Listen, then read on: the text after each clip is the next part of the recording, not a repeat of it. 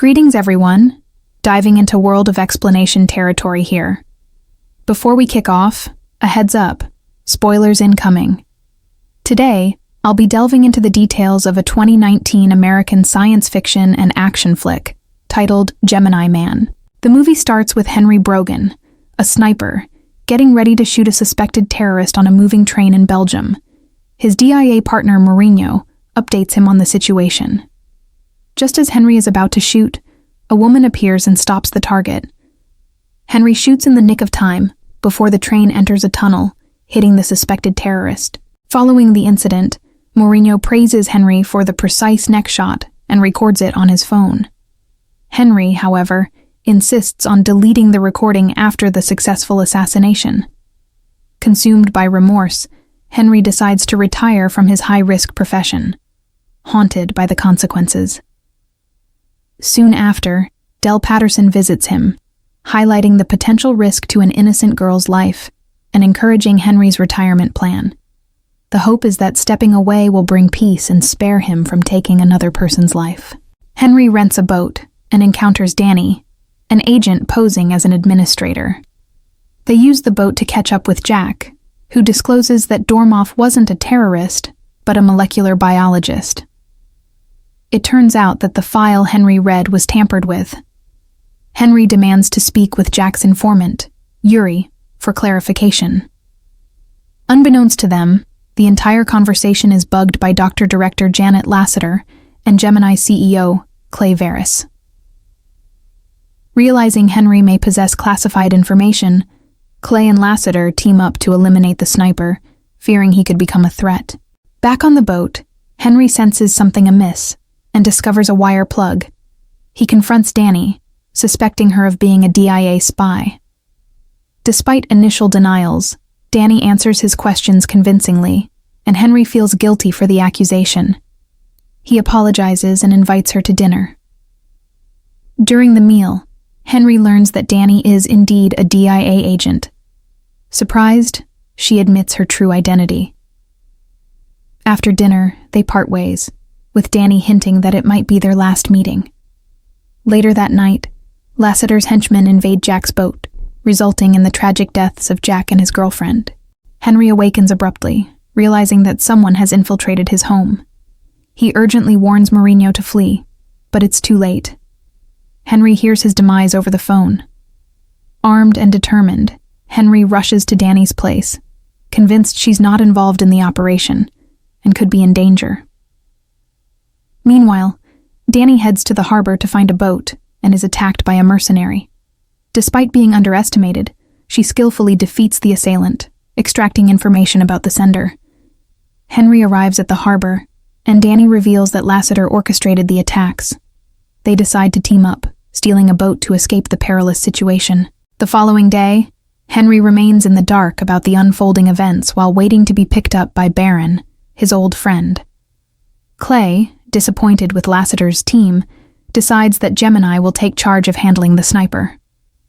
Henry contacts Del, who reveals that Gemini, led by Clay Verris and Lasseter, are behind the attacks. Del, however, lacks the authority to stop his superior. It turns out Dormoff was once a Gemini researcher, and killing him forces Clay to make a move. Danny discloses to Henry that Gemini is a privatized paramilitary organization specializing in kidnapping and torture, owned by Clay Verris, Henry's former superior, who unsuccessfully tried to recruit him and Baron. The trio travels temporarily to Colombia, where the sniper shares his history with Clay. The next morning, Henry wakes up and spots another sniper sneaking across the adjacent rooftop. To ensure Danny and Baron's safe escape, he lures the sniper away.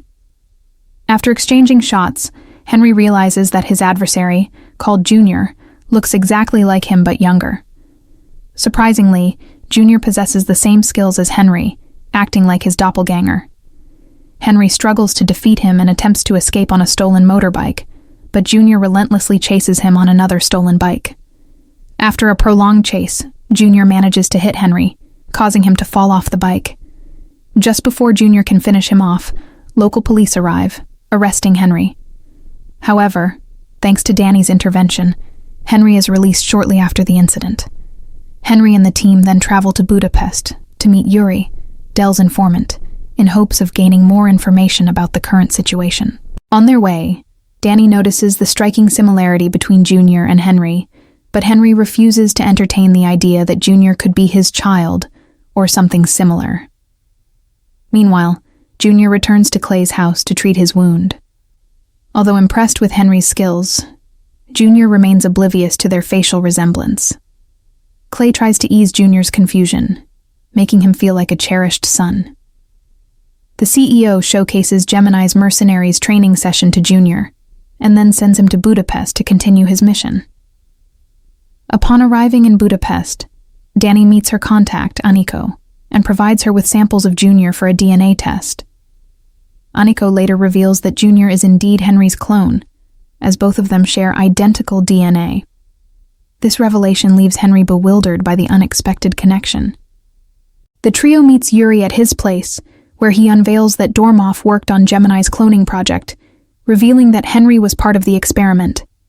Yuri discloses that Henry was sent to kill Dormoff because he made a breakthrough, but there was a fallout between Clay and Dormoff. Clay desired a cloned soldier devoid of conscience and pain, leading to Dormoff's departure from the project. Proceeding with their plan, Henry sends a messenger to blackmail Lassiter by revealing her everyday routine, leaving her terrified. He then negotiates with Lassiter, proposing a meeting to exchange Junior for Danny's safety. They agree, and Lassiter promptly arranges the meeting that night. Junior meets Danny alone in the garden, ensuring she's not wired, but he breaks the agreement and takes her to a tunnel. Henry is instructed to meet them there if he wants Danny to survive. Upon arrival, Junior sets a grenade trap at the tunnel entrance. Henry breaks in, avoiding the trap, and corners Junior, freeing Danny. Despite feeling a connection with Junior, Henry refuses to kill him, but is willing to do so if necessary. He reveals the truth to Junior about Clay's identity and Junior's real origin, pointing out shared allergies, habits, and the emptiness of not having killed someone. Junior remains unconvinced, leading Henry to disclose the ultimate truth. Clay took his blood 25 years ago to create Junior as a replacement for an aging Henry. The revelation leaves Junior hesitant, but he refuses to accept the truth. They engage in another intense fight, with Henry preventing Danny from shooting Junior. The conflict escalates, and Junior almost kills Henry before Danny intervenes. Junior manages to escape, leaving the situation unresolved. As the trio hurries to Georgia to confront Clay, Junior returns to Gemini HQ and confronts Clay, compelling him to reveal the truth. Clay admits that the lies were crucial for Junior's development, emphasizing a distorted sense of paternal care and love. Upon the trio's arrival in Georgia, Junior unexpectedly appears, poisoning Henry with bee venom, exploiting his allergy.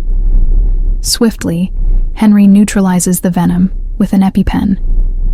Convinced by Henry's honesty and the revelation of the truth, Junior decides to ally with them against Clay. While driving to a nearby town, Clay instructs Junior to flee the car. A tank awaits, firing a missile that tragically claims Baron's life, but enables the others to escape. Gemini soldiers, including a masked gunman, arrive to set up an ambush. Henry and Danny, outnumbered, skillfully eliminate soldiers one by one. Eventually, cornered, they seek refuge in a house. However, Danny sustains an injury, and they run out of ammunition. Meanwhile, Junior confronts Clay, rejecting his orders and launching an attack that leaves Clay unconscious. Junior rushes to assist Henry and Danny, arriving just in time to eliminate the remaining soldiers. However, their relief is short-lived as the armored and masked soldier emerges, wielding a specialized weapon, presenting a formidable challenge. In the 3-versus-1 scenario, the soldier appears impervious to bullets, and even fire proves ineffective when Danny attempts to burn him. Faced with limited options, Junior takes hold of the specialized weapon and ruthlessly fires until the soldier is incapacitated. Removing the mask reveals another clone of Henry, younger than Junior. Clay regains consciousness and rejoins the group, suggesting that Henry should be flattered, as he served as the inspiration for the entire cloning project. According to Clay, Gemini's true purpose is to create flawless soldiers without pain and fear, with the goal of minimizing American casualties in wars. Fueled by anger, Junior intends to kill Clay, but Henry steps in, reluctant to let him carry the same burden of remorse and trauma. Taking matters into his own hands, Henry seizes the gun and puts an end to the CEO. As a result, the Gemini program is shut down, securing the well-being of every clone. In the movie's conclusion, Henry reunites with Danny at the college, where Junior, now going by the name Jackson Brogan, adopting Henry's mother's maiden name, has fully embraced his official identity. He eagerly anticipates a future in the engineering world. If you enjoyed the content, consider subscribing to the channel, turning on notifications, and leaving a like to show your support. Thank you for watching.